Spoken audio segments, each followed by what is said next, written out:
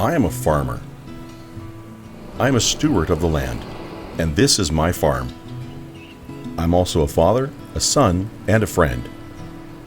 To me, taking care of my farm, my family, and my community is part of who I am. Moving tractors and other farm machinery from farm to field is a part of my job. Caring for myself, my family, and my community includes following the rules of the road, watching for motorists, utility vehicles, pedestrians, and other hazards.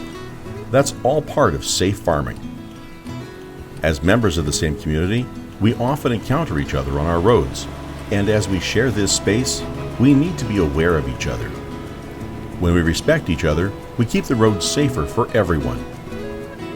So please, slow down, pay attention, and take care. Let's make sure we all get home safely.